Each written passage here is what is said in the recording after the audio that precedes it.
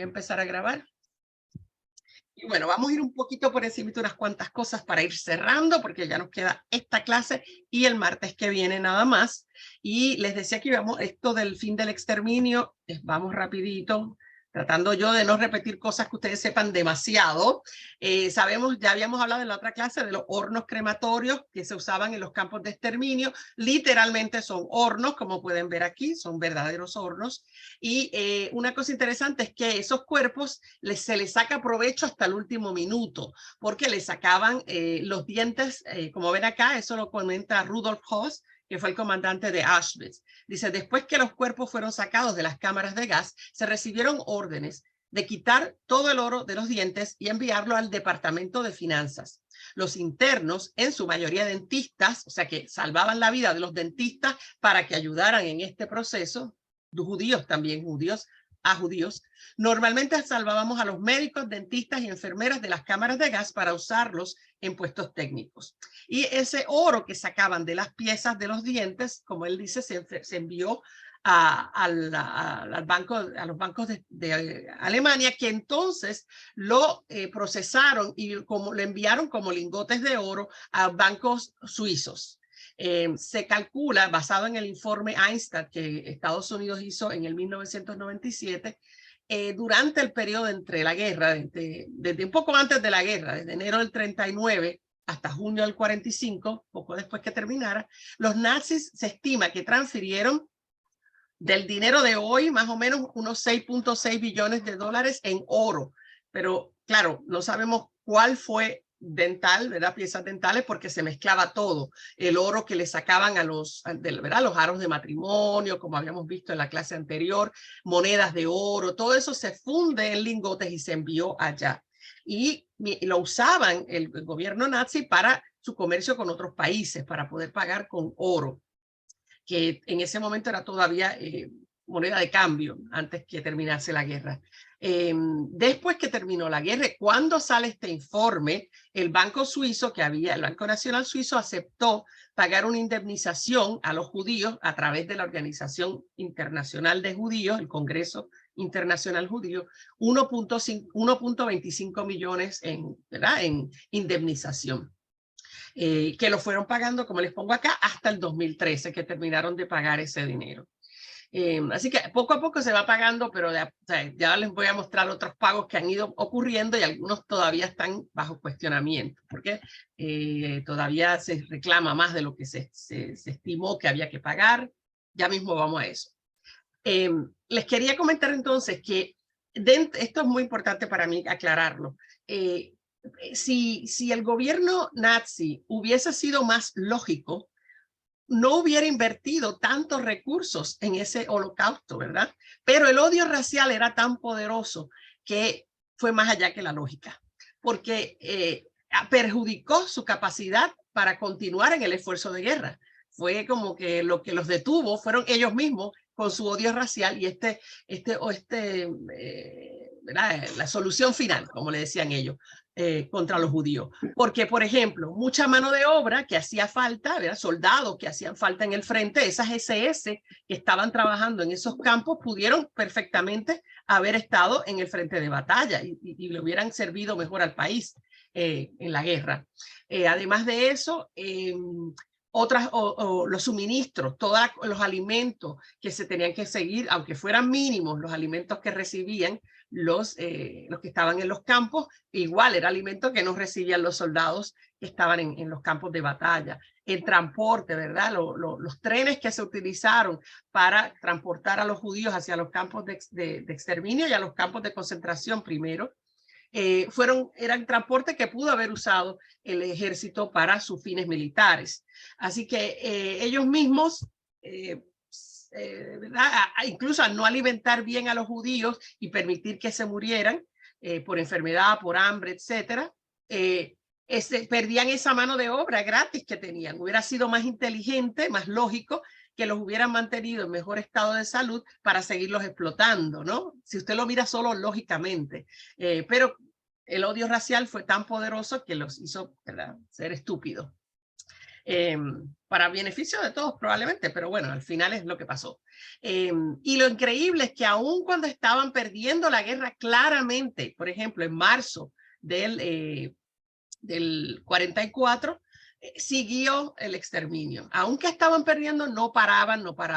Ya muchos de los campos de exterminio, como vamos a ver en la próxima que les voy a mostrar, los fueron cerrando antes del 44, pero todavía en el 44 los únicos campamentos que quedaban estaban recibiendo a judíos de Hungría. ¿Por qué? Porque Hungría era aliada de Hitler y bueno, estaba ok. Pero cuando los rusos se estaban acercando a Hungría, Alemania le dio temor de que Hungría iba a acordar algo, ¿verdad?, para estar en paz con los soviéticos, que se les iba a ir en contra, y se aseguraron de matar a los judíos de Hungría antes de que pudieran ellos cambiarse de bando. Así que los últimos que matan en Auschwitz, por ejemplo, son los húngaros. Estuvieron muy cerca de salvarse, pero el odio racial era muy fuerte y continuó.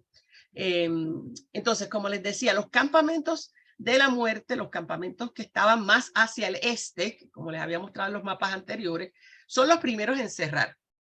¿Por qué? Porque ahí es que está el secreto, y como están perdiendo, y aunque le digan al pueblo que están ganando, ellos saben que no están ganando, entonces se dan cuenta que tienen que ocultar la evidencia de lo que han hecho en esos campos. Así que los destruyen, ahí les pongo, los cierran.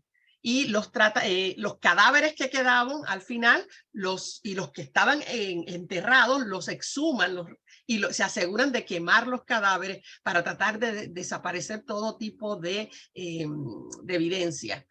Ahí ven los campamentos, por ejemplo, Belzec, que lo cierran en el 43, igual que Treblinka. Cuando les pongo ahí sobrevivientes, fueron los que quedaron vivos de ese campamento, ¿ok? De los que estuvieron internos, que sobrevivieron. En Belzec solo 7. En Treblinka hubo una revuelta al final, porque los mismos que están en el campamento se empiezan a dar cuenta que esta gente está cambiando todo, está cerrando cosas, está como que se nota que están cerrando el campamento y deciden este es el momento, hacen una revuelta, tratan de escapar, pero muchos los atrapan antes que puedan escapar y solo sobreviven 100. Y en Sobibor también hubo una revuelta y solo hubo 58 sobrevivientes. Este que ven acá a la izquierda, esta foto de abajo, es de Sobibor. Y como ven, donde estaba el campamento, lo bajan hasta el ras, lo dejan al ras y lo que hacen es sembrar pinos encima. Y bueno, ahí pueden ver los pinos que crecieron en el tiempo que pasó después. Hoy hay unos proyectos que son lo que están viendo ahí, son arqueólogos que están haciendo excavaciones para desenterrar los restos del campamento. Pero con mucho cuidado, respetando mucho los cadáveres. Es un tipo de trabajo arqueológico que va a tomar mucho tiempo por ese respeto a los cadáveres, pero se está tratando de rescatar cualquier documento. Como les conté, a veces había diarios, fotografías escondidas y están tratando de encontrar ese tipo de evidencia. Déjame ver acá. Ups, ajá. Al final, entonces, cuando quedan muy pocos campamentos abiertos,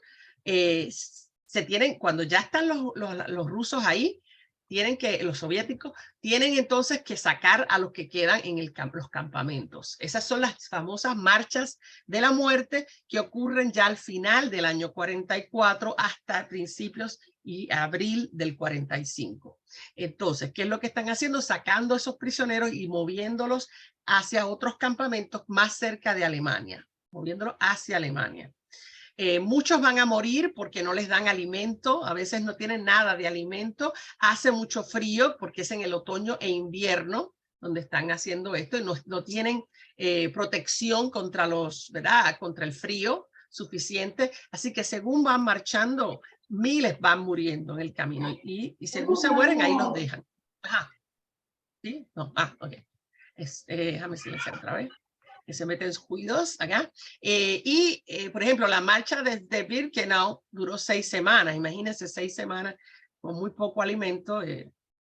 Muchos cuentan que caminaban como zombies, que no sabían ni cómo iba un pie detrás del otro porque era una marcha de sobrevivencia simplemente, ¿verdad? El que se cae queda muerto.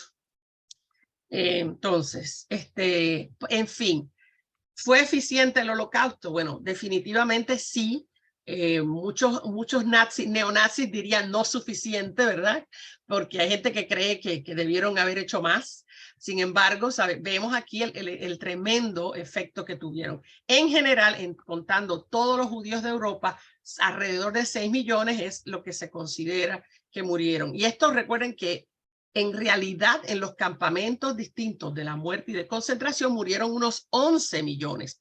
Judíos 6 millones, pero se estiman unos 5 millones de no judíos, que les decía la clase pasada, incluye desde colaboradores que trataron de ayudar a los judíos, comunistas, personas con impedimentos, testigos de Jehová, homosexuales, etc. Acá ven, como les había dicho, en Polonia fue donde más daño se hizo, porque de 3 millones de judíos quedaron solo 45,000. Pero ya ven que les quedaron judíos en todas partes, les quedaron algunos en Alemania, se les quedaron algunos, hubo sobrevivientes en todos, aunque fueron pocos. Entonces, ¿cuándo termina la guerra? Les decía, yo les había comentado esta pregunta que yo le ponía a mis estudiantes, de que si piensas que solo los alemanes podrían haber cometido estos crímenes o que podrían haber sido cometidos con la misma facilidad por otra nación europea o incluso por cualquier país en circunstancias similares. Y es una pregunta retórica, ¿verdad? No hay una contestación, yo no tengo la contestación, pero sí sabemos algunas cosas que nos ayudan a pensarlo, ¿no? Bueno, sí, yo tengo una opinión, no tengo una contestación. Y los mitos, ¿verdad? Nos ayudan a ver un poco lo que se ha descubierto, los mitos versus las verdades, que la investigación que se ha hecho sobre lo que ocurrió nos ayudan a dilucidar esto. Había un mito, ¿verdad?, que estuvo bastante tiempo hasta que los historiadores fueron probando lo contrario, de que los que participaron directamente, las SS, los choferes de los trenes, todos los que participaron directamente fueron coaccionados y que estaban bajo amenaza de pena extrema, muerte posiblemente. Pero los historiadores han descubierto y demostrado que en realidad no había tal grado de coacción. Hay varios libros que se llaman así, verdugos voluntarios, por ejemplo, los verdugos voluntarios de Hitler, porque en realidad la mayoría de ellos no tenía que recibir, no había que amenazarlos, porque recuerden cuando estudiábamos cómo fueron educados. Y esta idea de que había que matar a los judíos para salvar a los alemanes estaba ya intrínseca, ¿no? Entonces no hay que convencerlos con penas. Es una buena excusa, pero no había necesidad de eso. Lo hicieron porque era lo que creían que había que hacer, ¿ok? Y otro mito es que solamente los poquitos que eran los grandes secuaces de Hitler fueron los que hicieron el genocidio, porque el resto del pueblo alemán no sabía nada de lo que estaba pasando. Los historiadores han ido demostrando también que ha habido muy pocas personas en realidad no sabían nada. Claro, no sabían los detalles, por supuesto, había que estar allí para conocer los detalles, pero de saber que de pronto todos los judíos desaparecieron, que todos sus vecinos no están ahí, que ellos mismos entraron a las casas, muchos de ellos, y sacaron las cosas y se las llevaron a sus propias casas o las compraron en subasta, eso obvio, es evidente, ¿no? Además, cuando los llevaban caminando cuando los llevaban por el pueblo para llevarlos a los guetos, para montarlos en los trenes, para llevarlos a los guetos, todo eso estaba pasando frente a la gente. Entonces, caramba, decir que no sabían está fuerte, ¿no? Dijo sobre esto Simón Wiesenthal, un judío que fue uno de los que se conocen como los cazadores de nazis. Dijo él, es un grave y dramático error proceder sobre la base de que solo los seres malvados son capaces de actos malvados. Muchos de los principales nazis en sus casas eran personas absolutamente encantadoras. Solo la persona que lo ha captado sabe que el mal permanece latente en la mayoría de las personas y puede estallar en casi cualquier momento si las circunstancias externas lo invocan. Que nadie diga que una dictadura tan espantosa ya no es posible hoy en día. Y bueno, sabemos, porque hemos estudiado, ¿verdad?, lo que ha pasado después de la Segunda Guerra, cuántos otros genocidios han ocurrido y están ocurriendo ahora mismo, y sabemos que esto puede seguir pasando porque ha seguido pasando, ¿sí? Acá en Latinoamérica lo sabemos muy bien por las dictaduras, porque sabemos las cosas que se hicieron. Ahora, les comentaba que para evidenciar esto, para probar esto, hay 2 estudios científicos que hicieron psicólogos y que son muy famosos. Como son cortitos, se lo voy a poner. Este experimento primero, si quieren ver más, pueden buscarlo en Google, en YouTube, y hay montones de videos sobre esto, porque él replicó muchas veces este experimento en distintos países. Lo hizo primero en Estados Unidos, pero lo replicó en otros lugares. Y el doctor Milgram, en el 62, trata de analizar cuánta obediencia a la autoridad, qué necesitan las personas para cometer actos atroces contra otros seres humanos, cuánto necesitan que haya una autoridad que les diga hazlo para ellos hacerlo, básicamente. Así que aquí está el videito. A ver si sale. Okay. Ahí ven el ejemplo del experimento. La conformidad final, la obediencia total al líder, se investigó en un controvertido experimento de laboratorio llevado a cabo por este investigador, Stanley Milgram, antiguo alumno del Solomon Asch. Milgram se preguntaba si las malas acciones de los nazis eran el resultado de sus defectos personales o si cualquiera tiene la capacidad de llevarlas a cabo si las circunstancias son suficientemente poderosas. En 1961, cuando el hombre de confianza de Hitler, Adolf Eichmann, era juzgado por sus crímenes de guerra, Milgram quiso averiguar hasta qué punto sería capaz de obedecer órdenes la gente corriente. ¿Sería capaz, como Eichmann, de ejecutar a un extraño si se lo ordenaban? En el experimento de Milgram, se pagó a un individuo para que participara en lo que él creía ser un estudio sobre la memoria. Se le pidió que representara el papel de un profesor ayudando a alguien a mejorar su memoria.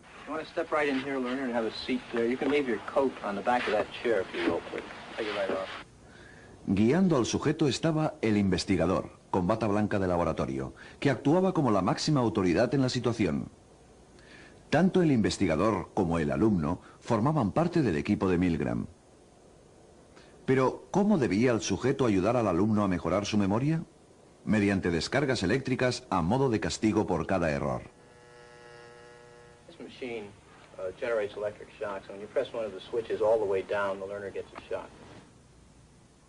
Las descargas fueron inicialmente leves, pero fueron incrementándose con cada error hasta resultar potencialmente mortales. A pesar de que en realidad no existían tales descargas, el sujeto maestro creía estar castigando al alumno. Continue, please. Go on. Red.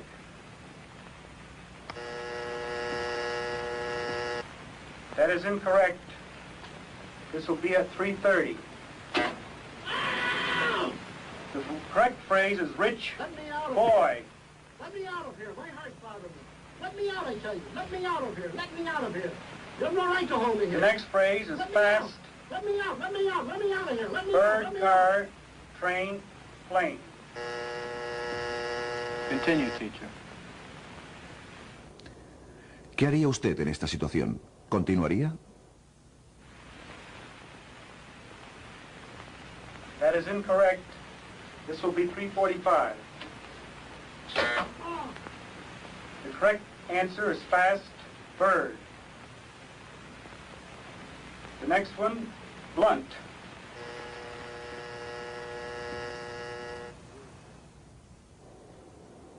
Durante el experimento, se pidió a 40 expertos que predijeran la reacción de los sujetos. Estimaron que la mayoría no pasaría de los 150 voltios y que solo uno de cada 1000, el sádico, llegaría a los 450 voltios. En realidad, 2/3 de los sujetos llegaron hasta el final. A pesar de que muchos opusieron objeciones, la mayoría obedeció. Le pregunté a Stanley Milgram cuántos de los sujetos que abandonaron el experimento se levantaron a ayudar al alumno sin antes pedir permiso al investigador. Dijo, ninguno, ni uno. Bueno, ahí ven. Así que fue bastante claro lo que descubrieron, ¿no? Si quieren ver más, pueden buscarlos en YouTube, como les digo. Luego se hizo este otro estudio, que fue 10 años más tarde casi, el experimento psicológico de la Universidad de Stanford, con el profesor Philip Zimbardo, fue el que lo dirigió. Entonces, hay una película, sobre esta hay varias películas, pero esta está en YouTube, en Netflix, para los que les gusta Netflix. Está basada en eso, ¿no? Basada, no es que sea el experimento, pero está basada en el experimento y la verdad que está buena. Y a mí que no me gustan las películas así de acción, está interesante. ¿Qué fue el experimento? Pues usaron 24 varones y los retuvieron, les pagaron $210 para que aceptaran estar en este experimento por 14 días solamente. Sin embargo, el experimento, que se supone que durara 14 días, tuvieron que suspenderlo a los 6 días por el nivel de violencia que generaron los participantes. Claro, no fue Zimbardo el que lo canceló, él quería seguir y seguir y seguir y ver lo que iba a pasar después, pero como era hecho en la Universidad de Stanford, personal de la universidad lo paralizó. Lo que ocurrió fue que todo lo que se esperaba fue mucho peor de lo que se esperaba. A los sujetos, a los 24 estudiantes, a 12 se les dio la posición de guardia con uniforme y todo, macana y todo el cuento, y a los prisioneros pues se les tenían todas las condiciones de prisioneros por esos días. Todo esto ocurrió en el sótano de la Universidad de Stanford y para que nadie pudiera saber que se estaba haciendo esto e intervenir. Los guardias se volvieron súper autoritarios y abusaron psicológica y con las cachiporras que tenían también golpearon a los prisioneros, sabiendo que era un estudio. Igual se metieron en los papeles de tal manera que se volvieron autoritarios. Y los prisioneros aceptaron el abuso pasivamente, aceptaron su posición como prisioneros. La conclusión a la que llegó el estudio fue que la situación de la prisión simulada y no los rasgos de personalidad de cada uno de esos 24 estudiantes eran los que causaban el comportamiento. Que si lo hubieran puesto a los prisioneros como guardias y a los guardias como prisioneros, hubiera tenido el mismo resultado. Sin embargo, como no se repitió el experimento, se consideró que el experimento no tiene valor porque faltó un grupo control, un grupo que no tuviera las mismas características para ver si las actitudes eran iguales. Quizás yo hubiera hecho un grupo control al revés, en donde los que eran guardias eran prisioneros, pero ya sabrían el juego igual. Bueno, no sé cómo lo hubiera resuelto. No es tan fácil replicar este tipo de experimentos. Y otros, claro, criticaron el hecho de que él no tuvo ética porque no quería detener el abuso que estaban sufriendo esos prisioneros. Así que también hay una película específicamente acerca de esto, pero no sé si es fácil conseguirla. Pero bueno, si la buscan así, película sobre el experimento de la Universidad de Stanford, ese es para Eduardo, el hint para Eduardo, pues por ahí capaz que la encuentra. Les decía en la clase pasada que les iba a comentar sobre este importante discurso donde Himmler le da a los líderes de las SS el racionamiento para que ellos puedan manejar todo lo que estaban viviendo como personal de esos campos. Y en ese discurso del 4 de octubre en Posen les dice, hemos exterminado, porque él todavía no la habían exterminado totalmente, pero los está haciendo sentir bien, hemos exterminado una bacteria porque no queremos al final ser infectados por la bacteria y morir de ella. En definitiva, podemos decir que hemos cumplido con este dificilísimo deber por amor a nuestro pueblo y nuestro espíritu, nuestra alma, nuestro carácter no ha sufrido daños por ello. Es una joya de la psicología, ¿no? Decirle a estas personas que han hecho algo excelente, que cumplieron con su deber porque aman a su país y que les está diciendo, y no tiene que afectarnos emocionalmente, nuestro espíritu, nuestra alma no debe ser tocado, no deben haber sido tocados por esto. Yo no estoy segura, seguro que algunos sí los tocó, pero bueno. ¿Y qué es lo que ocurrió detrás de esto? Pues primero que todo, ¿cómo pudo ocurrir una cosa como esta tan grande?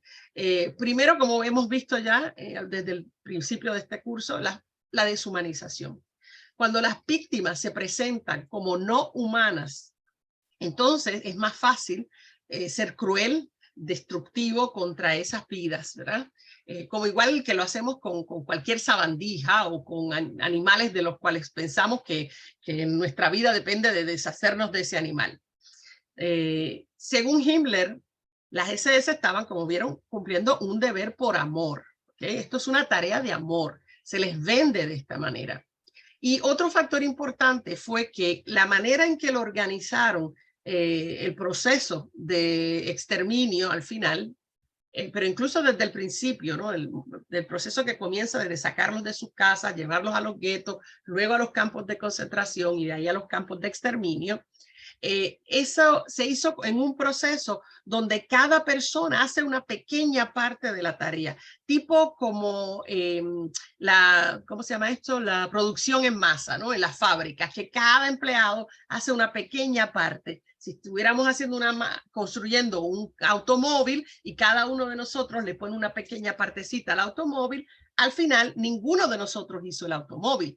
Ninguno de nosotros puede hacer el automóvil, porque cada uno hizo una pequeña parte. Pues en algo de manera similar, cada paso del asesinato lo hizo una persona distinta. Entonces, cada uno dijo, bueno, yo lo que hice fue organizar los trenes, fue lo que dijo Eichmann. Ese era mi trabajo. Yo organicé los trenes que lo llevaron de un sitio al otro. Yo no tengo nada que ver con las muertes. Entonces, el que los llevaba hasta la cámara de gas, yo no hice nada. Yo no tiré los gases. Yo no maté a nadie. El que tiraría los gases desde arriba de la habitación donde tiraban los gases, diría, bueno, yo solamente tiré los gases, yo no traje a esa gente ahí, yo tiré unos gases y bueno, había una gente ahí. Yo no cerré la puerta, alguien le cerró la puerta, porque por mí le pudieron haber dejado la puerta abierta y se iba. Cada uno en su cabeza puede separar su pequeña parte sin sentirse culpable de esa pequeña parte, porque cada pequeña parte por sí misma no hubiera podido hacer esto.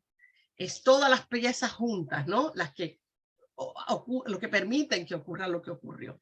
Así que eso hace pensar a cada una de las personas. Si yo hubiera dicho que no, igual los otros iban a seguir haciendo su parte. Igual hubieran buscado a otro que hubiera tirado el gas, ¿no? Las cosas, las bolitas esas que se hacían gas. Ay, se me acaba de olvidar el nombre de eso, el Ciclón B. Cada uno puede decir, bueno, si yo no lo hubiera hecho, hubieran puesto a otro a hacerlo, porque ya todo lo demás se estaba haciendo. Es más fácil eludir la responsabilidad cuando su parte es una sola pequeña parte del todo. Así que todo esto se los comento porque sabemos que ha ocurrido otras veces, ¿no? Acá tenemos lo que dijo Rudolf Höss, el comandante de Auschwitz, antes de morir. Yo mismo nunca he maltratado a un prisionero. Fíjense cómo lo dice. Yo nunca he tocado a un prisionero. Y probablemente tiene la razón.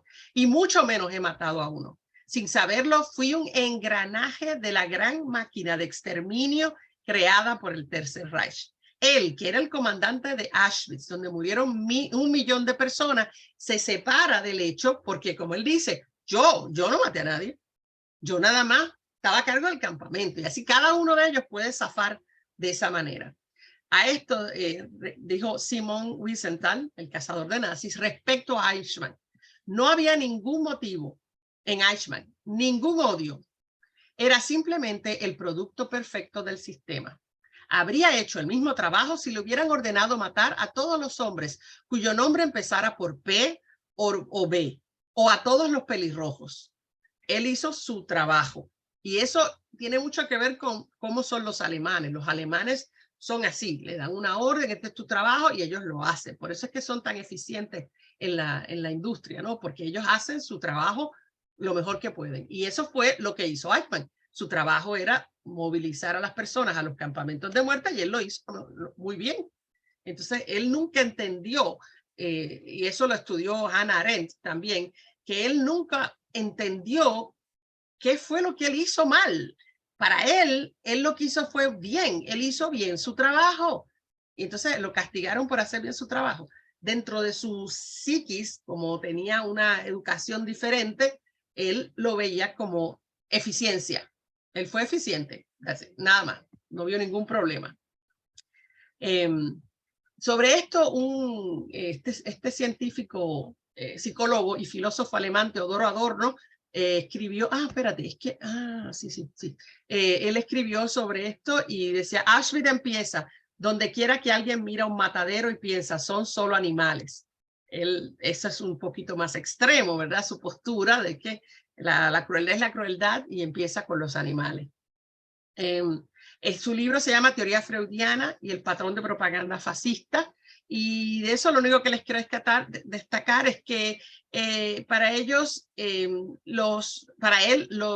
Hitler les da un sentido de superioridad que hizo sentir bien a los alemanes después del desastre de la Primera Guerra, y ellos se sentían tan bien dentro del nazismo que estaban dispuestos a hacer lo que fueran, ¿no? Les hacía sentir bien, sentirse que eran superiores otra vez, que eran valiosos, ¿no? Y que todos los seres humanos, él dice, se sienten bien de pertenecer a un grupo superior. Todo el mundo quiere pertenecer, hincha del equipo que gana, ¿no?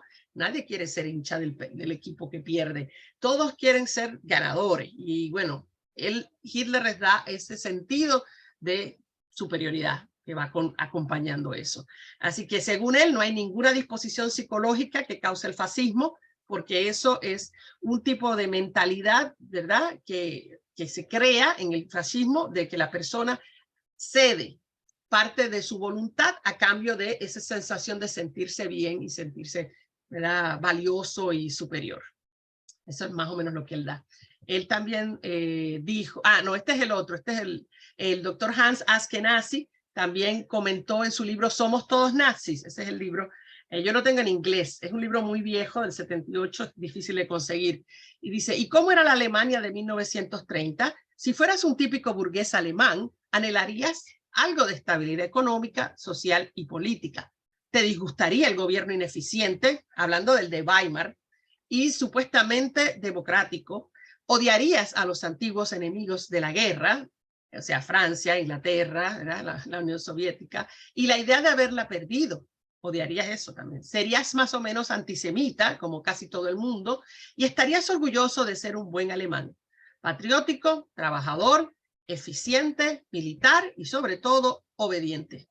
Así que si esa era el burgués alemán normal, ¿verdad? El típico burgués alemán. Entonces no hay nada enfermizo en esos alemanes que participaron y los que supieron y no hicieron nada. No hay nada enfermizo. Eso lo hemos visto también en las dictaduras, ¿no? Latinoamérica, que sabemos mucho de eso, de dictaduras, las hemos estudiado, ¿verdad? Los pueblos, en su anhelo de estabilidad económica, estabilidad contra el crimen, ¿verdad? Estabilidad social en ese sentido, reducción del crimen. En esa ansiedad han cedido muchas dictaduras, ¿verdad? Porque quieren estabilidad y la estabilidad tiene un costo, ¿no? Así que eso es más o menos lo que él da en su libro. Es muy interesante porque él también estudió a todos esos grandes líderes, a Höss, el de Auschwitz, a Eichmann, a Heydrich, que fue el que murió en el accidente en Checoslovaquia, pero que era el que iba a dirigir todo el proceso de la solución final, y a Himmler. Y lo que él concluyó es que ni eran estúpidos, ni sádicos, ni psicóticos, no odiaban a sus víctimas y que ninguno de ellos mató a nadie en persona, con su propia mano matar a alguien. Sí, por el contrario, eran eficientes, ambiciosos, obedientes, hombres de familia, pero simplemente eran tecnócratas inmorales en busca de poder, y en ese momento el poder llegaba a través de esas posiciones con respecto a lo que se estaba organizando, que era la solución final. Hannah Arendt añadió que eran además ordinarios y banales, que eran cualquier persona, ¿verdad? No era nada particularmente enfermizo en ninguno de ellos. Ahora, después que termina la guerra, pasó entonces con la confirmación, ¿verdad? Porque se sospechaba, se sabía algo, pero no se sabía la magnitud ni el cómo. Eso ocurre cuando una vez que termina todo, empiezan a entrar a esos campos que quedaban abiertos y a los campamentos de exterminio y a los de concentración que quedaban. La palabra genocidio nunca se usó antes, fue creada en los años 50 por Raphael Lemkin, quien unió los conceptos genos y cide, asesinato de una raza. aunque en realidad la definición oficial es una matanza masiva, unilateral, exitosa, en la que el Estado u otra autoridad deliberadamente intenta destruir a un grupo étnico. No tiene que ser necesariamente una raza, puede ser un grupo religioso también, una tribu, etcétera. El exterminio puede tener lugar directamente a través del asesinato o indirectamente creando condiciones para que el grupo sea destruido, como por ejemplo promoviendo guerras entre dos tribus para que una tribu destruya a la otra, como ha ocurrido en África, ¿no? Ese genocidio viene a descubrirse según se van liberando los campos. Ahí ven algunas fechas, les puse para que tengan una idea. Ya desde el 44, desde el verano del 44, es que empiezan, es el primer campamento que se libera, y es Majdanek, en Polonia. El segundo, ya después vemos ahí, entre los que les puse, ya en enero del 45, Auschwitz. Llegan los rusos a Auschwitz. Del otro lado, del lado oeste, es en abril del 45 cuando los estadounidenses liberan Buchenwald y los británicos Bergen-Belsen, la misma semana. Al llegar, aquí ven, esta es una famosa foto, el que ven marcado con la flechita es Eisenhower cuando está inspeccionando el campamento junto con los soldados. Ahí lo ven con los soldados. Lo que se hace es inmediatamente, ya Estados Unidos tenía la intención de crear el gran culpable otra vez, que Alemania y los alemanes en su carácter personal van a tener que pagar por lo que pasó. Los aliados entonces obligan a los alemanes que vivían cerca, o polacos en el caso de los que estaban en el lado de Polonia, pero los estadounidenses entran desde el oeste, así que son a los alemanes, los obligan a entrar a los campamentos, a mirar, ahí los ven, como los obligaban, estas fotos de cuando los obligaban a los que vivían cerca a entrar al campamento, a observar los muertos y luego ayudar a enterrarlos y a participar en el proceso conmemorativo, ¿verdad? En unas ceremonias que hacían cada vez que enterraban cuerpos. Todo esto es parte del castigo del que les quiero hablar ahora, que fue el gran castigo de esta guerra. Ahí ven a los prisioneros de guerra alemanes también. No los llevaban a los campamentos, pero sí los obligaban a ver películas sobre los campamentos, sobre las atrocidades nazis, a ver todos esos cuerpos para que no dijeran que no sabían, ¿no? Ante todos estos meses, ¿verdad? Estos primeros meses, las reacciones de los alemanes en los primeros meses y más tarde también, algunos pocos reconocerán los crímenes, pero son pocos. La mayoría real o creada expresan asombro, incredulidad, esto no puede ser, ¿cómo pudo ser? Otros lo van a negar hasta el día de hoy, ¿no? Y su visión de sí mismos no era, ellos se ven a sí mismos, los alemanes, como que ellos son víctimas también, porque ellos sufrieron los bombardeos de los aliados y por tanto ellos y que son víctimas también de sus líderes que les dijeron que podían ganar la guerra, que siguieran peleando hasta el final. Es cierto, sí, también fueron víctimas, pero no se puede negar una cosa con la otra, no están reñidas. Y muchos de ellos lo que hicieron cuando terminó la guerra fue observar qué actitudes tenían las grandes figuras nazis. Y bueno, sabemos que murieron, se suicidaron, la mayoría de los grandes se suicidaron, incluyendo a Himmler, Goebbels, Hitler, todos esos se suicidaron. De los grandes, el único que quedó vivo, Bormann desapareció. De los que quedaron vivos, el único fue Hermann Göring, de los grandes, y Albert Speer. Y Göring incluso se suicida la noche antes de que lo cuelguen, ¿verdad? Después de ser encontrado culpable en los juicios de Nuremberg. O sea que el pueblo alemán, cuando ve que sus líderes no asumen la responsabilidad, sino que se suicidan, y los otros que fueron a juicio no se niegan a asumir responsabilidad y dicen yo estaba cumpliendo órdenes, yo no tenía que ver. Entonces, ¿qué es lo que le están diciendo sus líderes? Bueno, aquí nosotros no tenemos culpa, nadie tiene culpa y se la pasaron la culpa del uno al otro y nadie tenía culpa. Entonces, ante esas reacciones se hace más fuerte la intención de Estados Unidos en particular de castigar al pueblo alemán, no a los líderes, estamos al pueblo alemán. Y a eso vamos. Espérate, acá. Sobre esto de que no sabían, hay este libro que es un libraco, que yo tengo ahí gigantesco y es difícil de leer, se llama Los verdugos voluntarios de Hitler, los alemanes corrientes y el holocausto. Y él dice en el libro, él cita de Rudolf Höss, ¿cómo podrían los alemanes no saber de estos asuntos si solo en Auschwitz trabajaron 3.500 alemanes? O sea, es como que ninguno de ellos le dijo a nadie sobre lo que estaban haciendo allí. No hay duda de que era ampliamente conocido por mucha gente, pero se tomaron ciertas precauciones. Usamos las mismas tripulaciones de tren para el transporte y casi todos los que trabajaron en Auschwitz tuvieron que hacer una declaración jurada de que nunca hablarían de lo que pasó allí. Así que sí trataron, pero incluso con eso imposible que nadie comentara nada. No, la otra clase es que le doy lo del castigo. Sí, yo creo que, déjame ver si me da tiempo de empezar. Después que termina la guerra, los sobrevivientes ya estuvieran en campamentos de concentración o en campamentos de muerte o que habían estado escondidos y salieron de sus escondites cuando son liberados, sus países, los distintos países van siendo liberados. Todas estas personas que no tienen a dónde ir se ponen en unos campamentos para desplazados. La palabra que se usa es desplazados, porque lo son. DP, Displaced Persons, ¿no? Se calculan entre 20 y 30 millones. ¿Y quiénes manejan esos campos? Bueno, pues ahora esos campos los manejan los aliados, que van a tener que mantener a esa gente, alimentarla y darle lo que necesitan, ¿no? La gente entonces, también se incluyen algunos prisioneros de guerra y aquellos, ¿se acuerdan aquellas personas que yo les dije que las secuestraban de sus países, las montaban en un camión y se las llevaban a trabajar forzosamente en Alemania? También esa gente terminan en estos campamentos.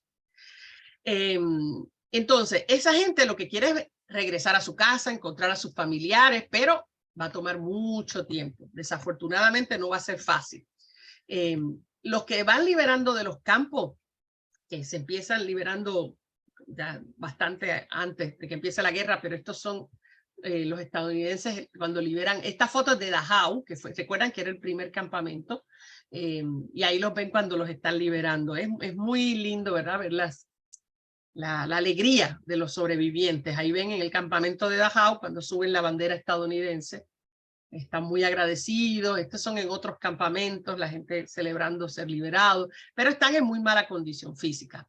Eso quiere decir que muchos de ellos, a pesar de ser liberados, no van a poder sobrevivir por el estado físico en que estaban. Estos los pueden ver que se pueden parar, pero hay otros que están muy, muy débiles, como este chico, ¿no? Algunos están más saludables. Acá esta gente se ve que tiene mejor oportunidad. Ellos se consideraban a sí mismos liberados, pero no libres, según el Museo del Holocausto y sus investigaciones. Decían ellos que tenían libertad para llorar a los que murieron, para darse cuenta de todo lo que había pasado y para sentirse hasta culpables por su supervivencia.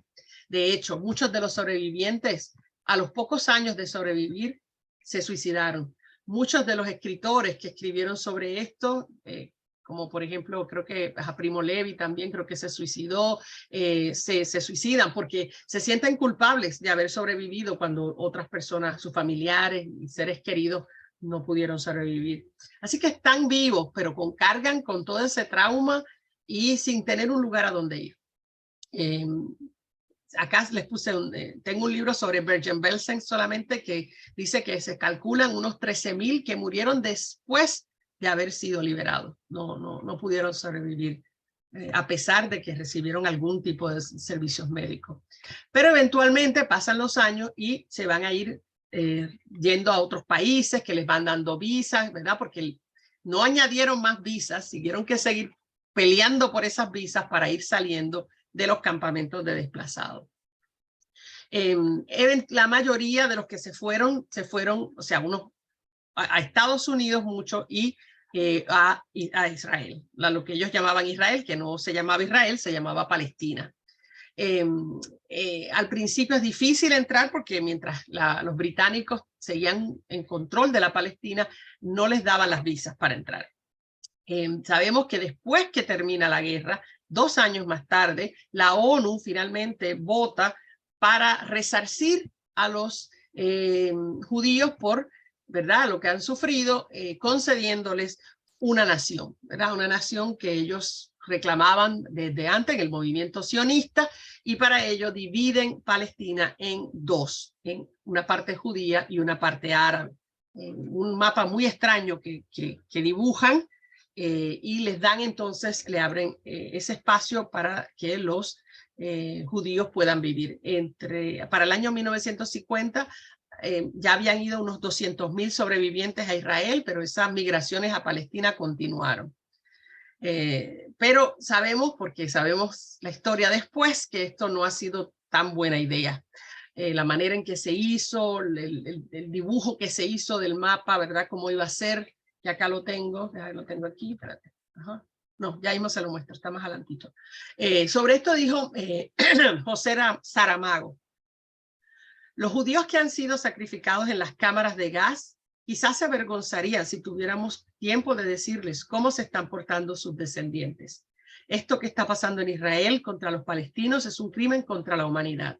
Los palestinos son víctimas de crímenes cometidos por el gobierno de Israel con el aplauso de su pueblo. Claro, los israelitas discutirían esta posición de José Saramago, porque todavía es tema muy controversial. Pero un judío, Einstein, dijo: sería mi mayor tristeza ver a los sionistas hacer a los árabes palestinos mucho de lo que los nazis hicieron a los judíos. Y sabemos que la violencia ha sido parte del Estado de Israel. Este fue el mapa original, donde lo que ven en rosado sería lo palestino, el área palestina, y lo que ven en color clarito, ese como, qué sé yo, color carne, era lo que le tocaría al Estado judío. Un mapa muy extraño que sí, esto se pudo haber planeado mejor definitivamente, pero hoy ya sabemos que aunque se les otorgó así, de esta manera, en el 1947, ya para el 1967 estaba Jerusalén se dividió, y los palestinos hoy en día están solamente en parte del West Bank, no me acuerdo cómo se dice en español, y la Franja de Gaza solamente. Y sobre eso, más serio todavía, algunos líderes han sido muy violentos, como Menachem Begin, ¿verdad? Quien fue primer ministro de Israel entre el 77 y el 83, quien dijo en un discurso del Knesset: nuestra raza es la raza maestra. Nosotros somos dioses sobre este planeta.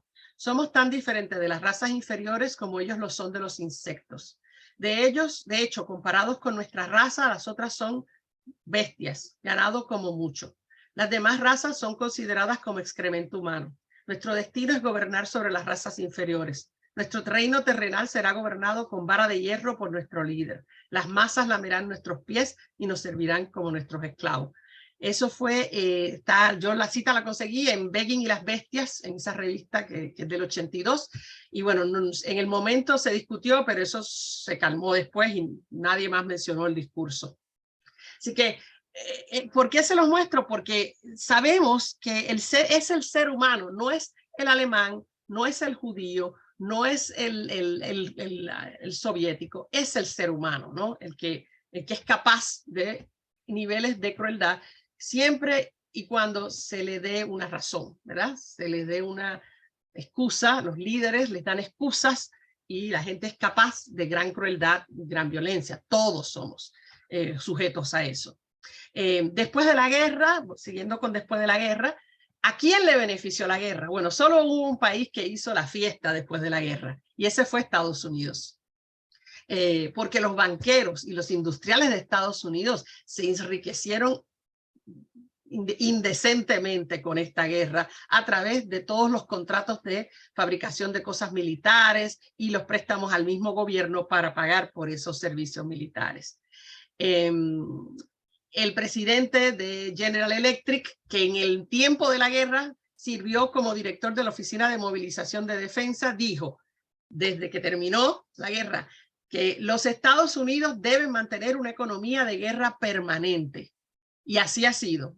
Estados Unidos nunca ha dejado de estar en guerra desde que terminó la Segunda Guerra Mundial, con distintos países. Bueno, básicamente desde el 50, tuvo más o menos un poco de paz, pero desde el 50 no ha parado. Estados Unidos ha estado en guerra básicamente todo el tiempo. ¿Por qué? Porque es económicamente bueno para Estados Unidos, para la industria de guerra de Estados Unidos. Así que, ¿contra quién no importa. Lo importante es tener guerra. Fíjense, aquí en este mapa Y con pueden una ver, ventaja importante que nunca se desarrollaron en el país de ellos. no, Siempre jamás. las guerras afuera. Jamás, sí, son guerras seguras. Y se hacen by proxy, como se dice, por proxy, en otro lugar. Acá mírenlo cómo fue que entre el 42, 43 y 44, los gastos, arriba ven los gastos del gobierno de Estados Unidos, y son lo que ven en oscuro, en negrito, negrito, son los gastos de guerra. Lo que está bajito, que dice 17%, que bajó a 6 y luego a 5, es los gastos no asociados a la guerra. O sea, los gastos de guerra subieron, pero también los ingresos, como ven acá abajo, donde ven los ingresos que iban creciendo y creciendo y creciendo, según los años pasaban. Menos, aunque en el 46, aunque los estadounidenses eran menos del 6% de la población mundial, ellos tenían en su control casi el 50% de la producción mundial, porque Europa no estaba produciendo prácticamente, estaba devastada por la guerra. Así que, y otra cosa que ocurrió al final de la guerra, cosas que fueron secretas por mucho tiempo hasta que se abrieron los documentos y todo eso, es la famosa operación Paperclip, o ¿cómo se llama? Paperclip es esto. Aquí tengo uno en la mano. Eso es un paperclip. No sé cómo le llaman ustedes, un clip, ¿no? Clip, eso. Se llamaba así por los expedientes, porque los expedientes los juntaban con paperclip. ¿Qué era esa operación? Era el rescate desde antes que terminara la guerra, ir encontrando todos los científicos alemanes nazis que pudieran encontrar y traerlos a los Estados Unidos, salvarlos para que no fueran acusados en ningún juicio y traerlos a los Estados Unidos como refugiados. Y recuerden que no quisieron a los refugiados judíos, no les querían aumentar las visas, pero acá, sí, esto sí. ¿Por qué? Porque tienen un conocimiento científico y tecnológico que los Estados Unidos quiere aprovechar. Entonces los van buscando, ¿ok? Y los van poniendo en distintos lugares. Ahí ven al más famoso de todos ellos, que es Wernher von Braun, quien fue el que administró la NASA y que estuvo detrás de la NASA en todos sus proyectos iniciales. Ahí ven otro de la NASA, Arthur Rudolph, y este es Sidney Gottlieb, que trabajó para la CIA en el proyecto Ultra, el MK Ultra, que eran proyectos con LSD, dándole a la gente LSD y viendo el efecto que tenían, y unos experimentos que son antiéticos totalmente, pero sabemos que estos científicos no tienen ninguna ética, ese no era problema para ellos. Alrededor, acá tengo los números, hay varios libros sobre esto. Este es Wernher von Braun, como les digo, que estuvo en la portada del Time en el año 58, ¿verdad? Con el tema de los misiles. Él había sido el que estuvo detrás de los misiles B-1 y B-2 en Alemania, y bueno, ahora fue el que llevó el hombre a la luna. Y ese libro es uno de muchos libros, ese que tengo ahí, que es el que yo leí, Los nazis del lado, vamos a decir, los nazis de la casa de al lado. Se calcula en unos 10.000 que se los sacaron del país antes de que terminara la guerra, incluyendo a alguien en tan alto nivel como Karl Wolf, que era el asistente personal uno de los asistentes personales de Heinrich Himmler. Y a estas personas, entonces, los sacan como refugiados y les dan ciudadanía express, ¿no? Rapidita, ¿ok? Mientras estas personas eran tratadas, ¿verdad? Como príncipes, ¿verdad? Y le daban todos estos beneficios, los judíos seguían en aquellos campos de desplazados que les mostré por muchos años. Así que las prioridades estaban claras. Se calculan unos 1.600 científicos, algunos de ellos que habían trabajado en la IG Farben para hacer el Ciclón B, otros de los que hicieron experimentos con los prisioneros, todos con la protección de la CIA, que es la que los saca, que no se llamaba la CIA al principio, porque se llamaba operaciones Overseas Operations, se llamaba operaciones de ultramar. Pero lo que luego será la CIA, y una vez que están en Estados Unidos los protege el FBI. Ese es uno de los secretitos. El otro que me da, bueno, si se quedan, voy a extender un ratín porque tengo que terminar esto y es muy importante. Les había dicho que Berlín había sido dividida, pero toda Alemania es dividida según los países entraron y ocuparon, ¿sí? Se la van dividiendo, según los soldados pusieron pie. Así queda el mapa de Alemania en el periodo justo después de la guerra, donde cada uno de estos países domina este pedazo de tierra. Quiere decir que sus militares son los que mandan en esos espacios. Teniendo control sobre cada uno de estos pedazos de Alemania, ellos cada uno toma sus decisiones de qué hacer con los civiles que viven ahí. ¿Okay?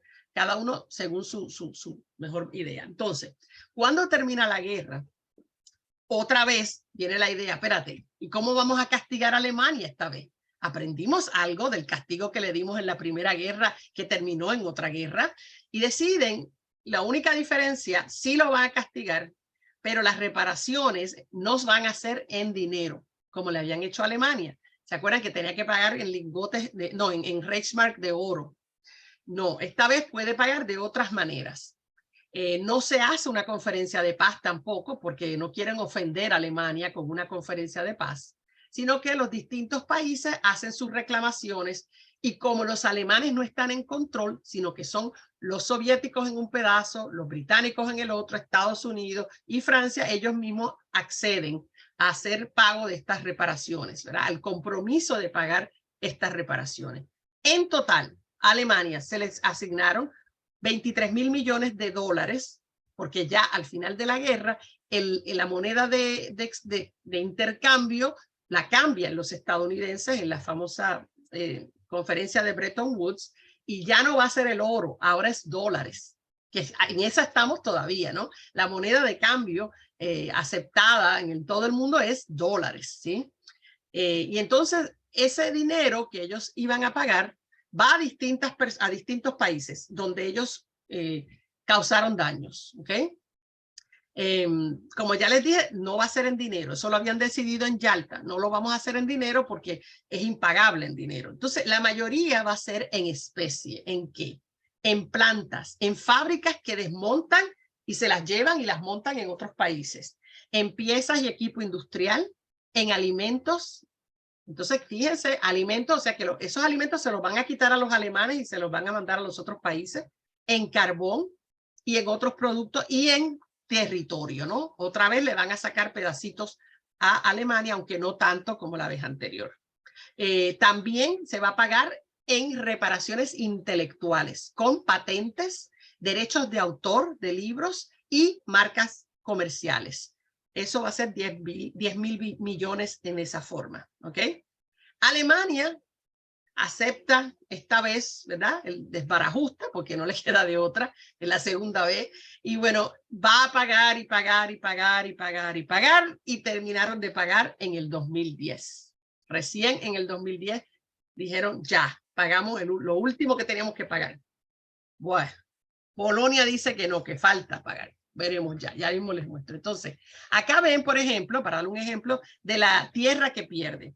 Esos pedacitos que ven en rojo, fíjense que empiezan acá arriba, en Netherlands, quiere decir Países Bajos o Holanda mayormente, pero es Países Bajos.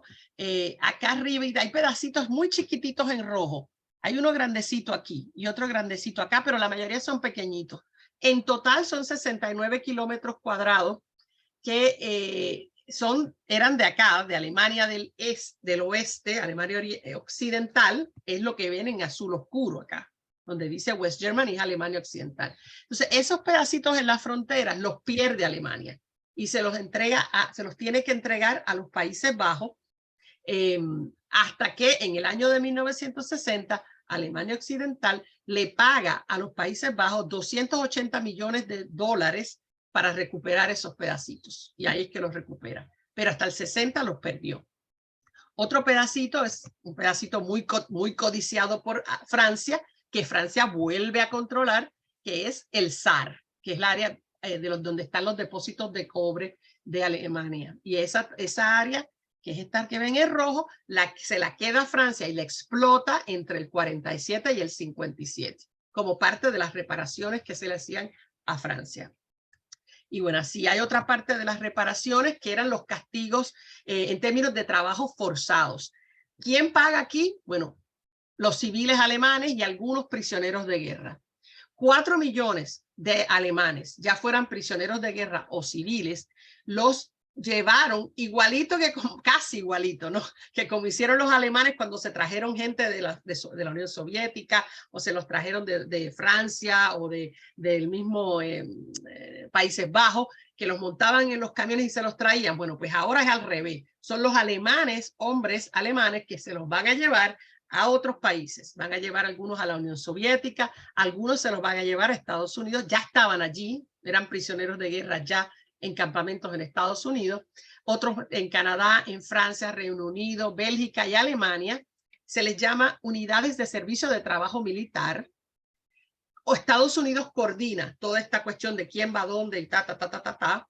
Y sobre esto hay una película que sí se la recomiendo, porque está muy galardonada, se llama Land of Mine, o Bajo la Arena en español, es el título que encontré que le pusieron ahí, bueno, más cercano, y es sobre unos jovencitos, unos adolescentes que son parte de esta unidad de servicio de trabajo militar, creo que es en Dinamarca, si no me equivoco, en las costas, y ellos los ponen a trabajar a sacar las minas, a identificar las minas, que es muy riesgoso, y desactivarlas. Y bueno, sobre eso es la película, sobre este grupo de chicos y cómo ellos sobreviven, algunos y otros no. Ahí ven la foto de los de verdad, de los jovencitos que de verdad hicieron ese trabajo en las playas, porque esas minas fueron puestas por Alemania. Entonces dice, bueno, ¿quién las debe desactivar? Pues los alemanes, y ahí usaron a civiles alemanes, jovencitos alemanes, para hacer este trabajo.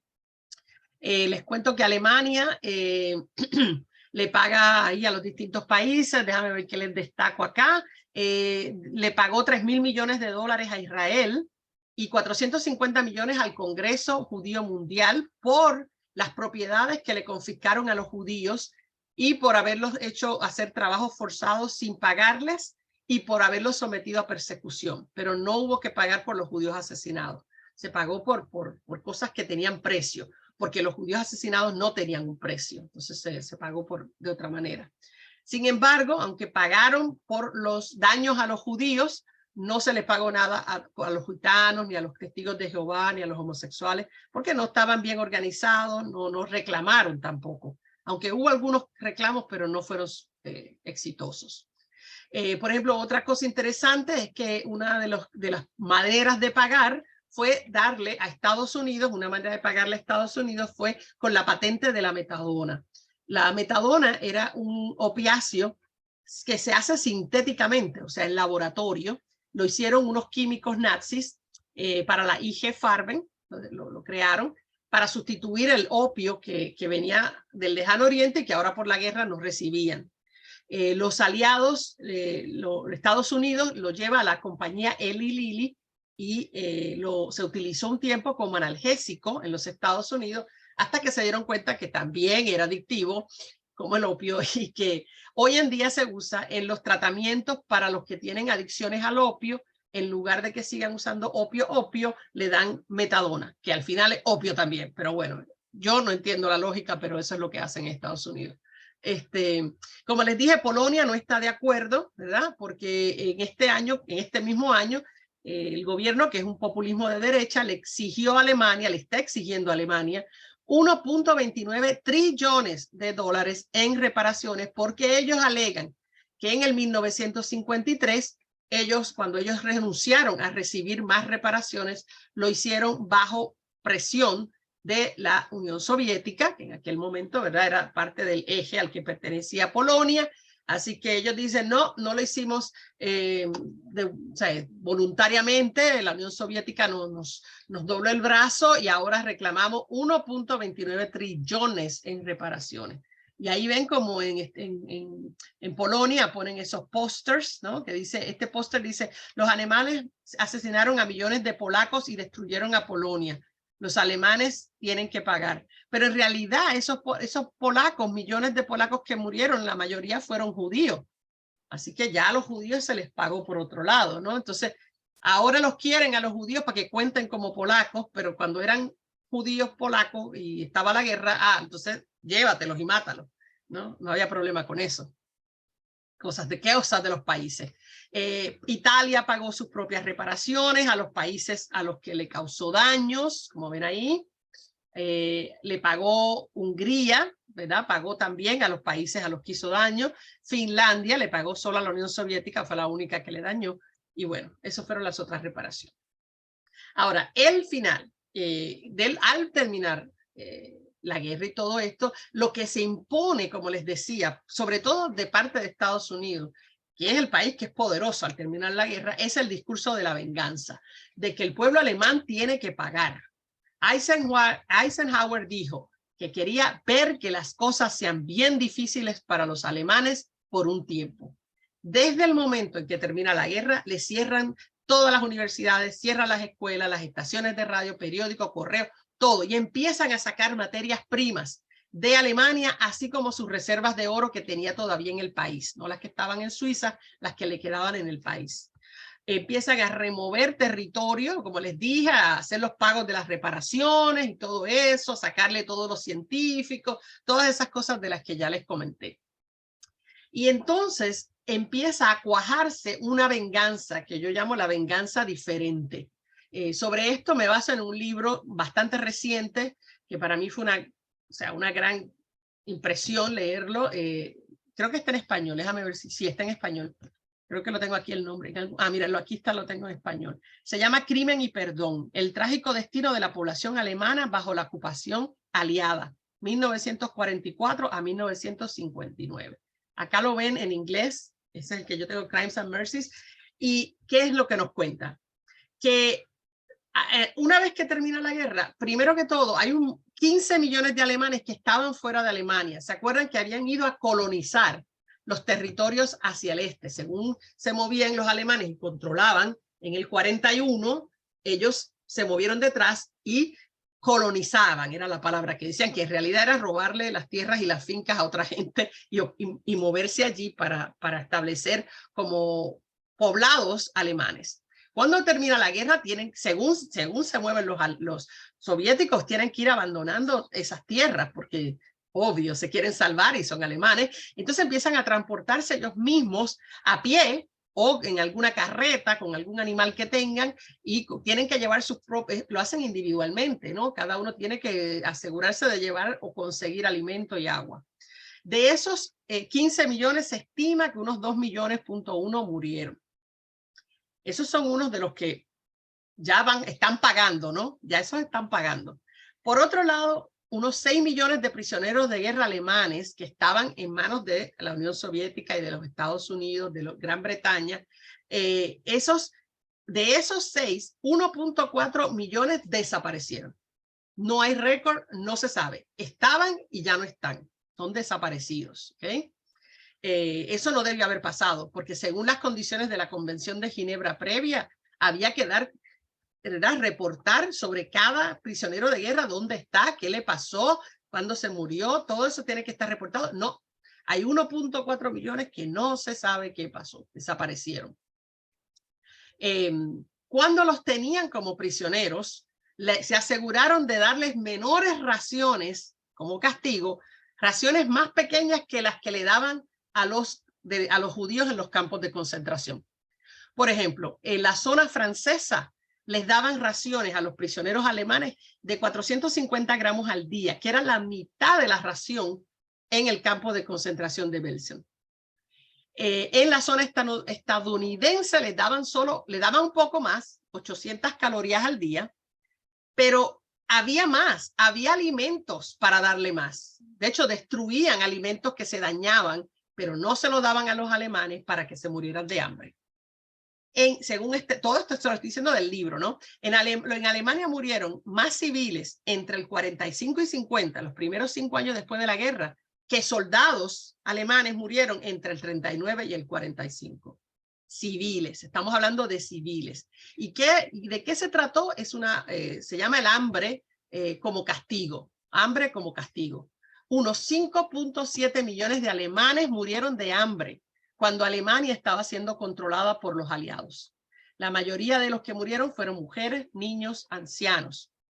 Solamente le daban alimento a los italianos, los mantenían aparte y a los prisioneros italianos sí le daban alimento. Cuando los Suiza, ¿verdad? La Cruz Roja mandaba trenes con alimentos para los prisioneros y los aliados los devolvían los alimentos. No querían alimentarlos. Se le prohibió a cualquier país del mundo enviar alimentos a los alemanes y a la misma vez se les prohibía emigrar a los alemanes hasta el año 49. Los primeros 4 años se les prohibía salir del país, así que los querían allí y que se murieran de hambre. Y todo esto se ocultó hasta hace pocos años. Este investigador, este historiador James Back, tuvo acceso a los documentos en tanto de Estados Unidos como los británicos y los de la Unión Soviética sobre lo que pasó después de la guerra, ¿no?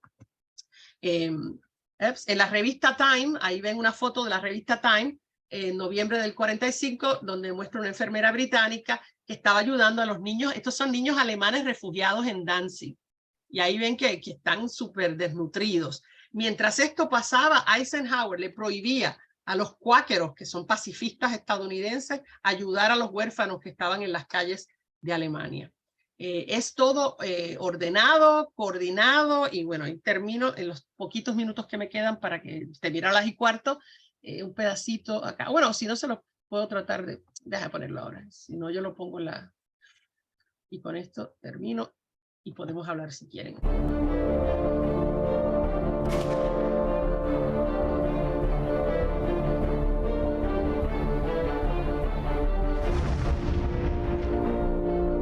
No, se me fue para atrás, espérate, se me fue. La Unión Soviética llevó a cabo en la zona oriental del Reich, aquella tampoco estuvo exenta de episodios de extraordinaria crueldad perpetrados por norteamericanos, británicos y franceses. Los asesinatos de prisioneros y de soldados desarmados o que se habían rendido fueron muy frecuentes y se cuentan por miles. En las etapas finales de la guerra, los alemanes que combatían antes de rendirse eran ejecutados de inmediato. Además, al final de la guerra y tras esta, tuvo lugar un enorme número de violaciones. Se calcula que los británicos cometieron un mínimo de 45.000, los franceses unas 50.000 y los norteamericanos al menos 190.000, cifras que pueden fácilmente corregirse al alza y que al menos habría que duplicar y seguramente triplicar, sobre todo en el caso de los estadounidenses. Cuando estos alcanzaron la zona occidental de Alemania, en muchas poblaciones se los recibió con entusiasmo, pues su presencia significaba 2 cosas: el final de una guerra desastrosa y la salvación de la ocupación soviética. Sin embargo, su comportamiento distó mucho de ser amistoso. Por ejemplo, la muerte de un oficial del Estado Mayor de Patton provocó que éste ordenase quemar las casas de aquella región.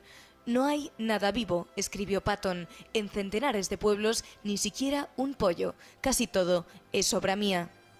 Durante años se había adoctrinado a los soldados aliados en la esencial maldad de los alemanes. Los mandos del ejército con frecuencia les incitaban a cometer crímenes, como sucedió en el caso de Patton, y según han puesto de manifiesto historiadores como Roy Atkinson y Anthony Beevor, también sus mandos intermedios. Así sucedió en la campaña de Sicilia y un año más tarde en la de Normandía.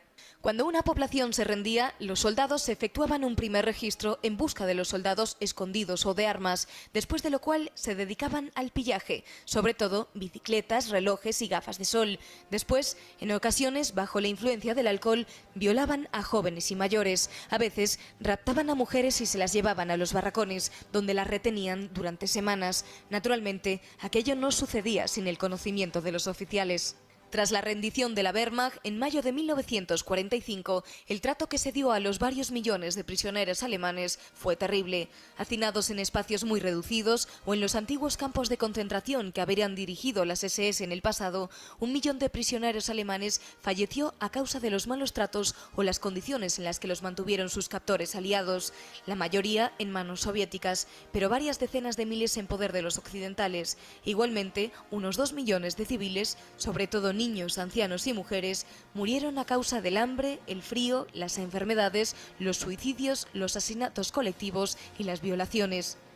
Los aliados, además, mantuvieron a decenas de miles de soldados alemanes ocupados en trabajos forzados una vez terminada la guerra, lo que atentaba contra las leyes internacionales. Las realidades de la posguerra, impuestas por la Guerra Fría, dieron paso a un olvido colectivo necesario para apuntalar la imagen del amigo americano, pero la verdadera realidad de la ocupación aliada en la zona occidental, solo 70 años después, está empezando a ser divulgada. Ahí vieron. Ok, bueno, ahí lo puedo dejar y retomar en la próxima clase, que es la última. Espérate, déjame cerrar el share. Ok, estas son cosas que yo no sabía hasta hace un par de años, ok. Y bueno, es importante saberlas porque sí, no se nos cuenta, pero hay una razón por la que no las da cuenta, ¿no? Así que, bueno, no sé si alguien quiere comentar o decir algo. Ya es la última clase antes de la última, recuerden, nos vamos a ver de nuevo el martes que viene. Ahí voy a amarrar todo. ¿Okay? El martes. Sí. Comentarios, Buenísimo. no sé. Están en Me shock. dejaste sin palabras, ¿no? Están en shock. Ajá. Sí. Así me quedé yo cuando leí y aprendí de esto. Me quedé, pues, y como nunca leí nada de eso, en ninguna parte. Impresionante. Y este hombre, que les digo, ese libro de Jacques Bach te da todos los documentos, todo está ahí. O sea, estadísticas, documentos, impresionante. Impresionante. ¿Nadie investigó? Por mucho tiempo no. Él vino a publicar hace pocos años. También pasa que había documentos que no estaban disponibles, ¿verdad? Los países protegen sus documentos a veces hasta por 30 años. En Estados Unidos, la Freedom of Information Act protege documentos que se consideren clasificados por 30 años. Entonces hay que esperar a que los documentos salgan y entonces nos enteramos de lo que estaba detrás. Sí. Pero fue algo muy cruel. Rubén, dígame, usted abra el micrófono, Rubén, porque lo tiene apagado. Ligia, quedé absolutamente sin palabras. Sí. A mí también. Leí mucho, pero nunca en ningún lado vi nada de esto que tú trajiste. Sí. A mí me pasó igual. Yo estaba, ¿cómo es posible que yo no hubiera sabido dónde? ¿Cómo nadie dice nada? Y no, viste que hicieron ese reportaje que fue lo único que encontré, de verdad, en español. Hay otros reportajes en inglés, pero fue difícil conseguir uno en español para enseñárselo así como ustedes, para que lo escucharan también. Sí. Sí. Y las venganzas pasa que es impresionante que Alemania no haya respondido a eso. Me imagino que estaba demasiado de capa caída y no podía hacer nada. Y no tenía apoyo de nadie, ¿no? Fue muy fuerte eso. Y bueno, pasó. Y por eso les digo a veces que hay cosas que no nos enteramos. Pasan tantas cosas horribles que no nos enteramos, que a veces es mejor no enterarse, pero en este caso yo no podía cerrar el curso sin contarles de esto. Era imposible. Tenía que contarles, sí, porque era la manera que ustedes vieran que la maldad está en todas partes. La maldad no está en un lado solamente, ¿verdad? La capacidad para la violencia innecesaria está en todas partes.